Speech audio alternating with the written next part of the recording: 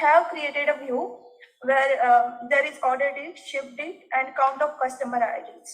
Okay, so these are the orders which are made in June. Like I am creating this view for last 6 months. Okay, so June orders are shipped, some in June and some in July. Okay, then again July's order are shipped, some in July and some in August. So I just wanted to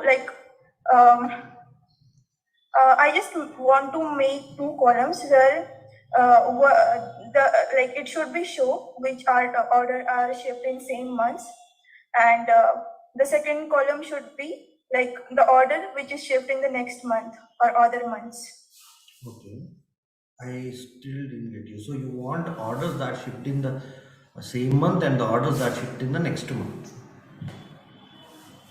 Right. Okay, let me share my screen. Sure.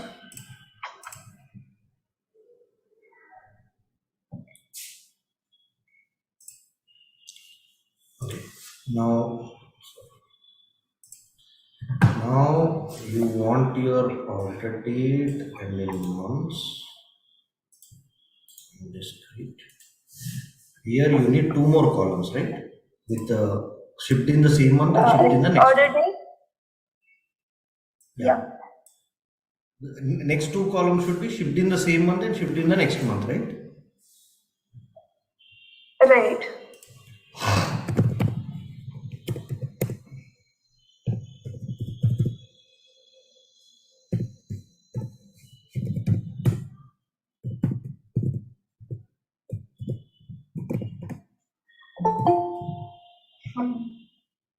This will give you the orders that are shipped in the same month.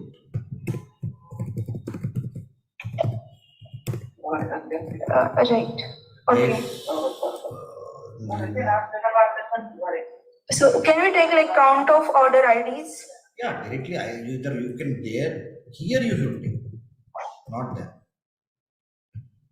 Because aggregate and unaggregate error, right? That is. Right, right. I want this into this.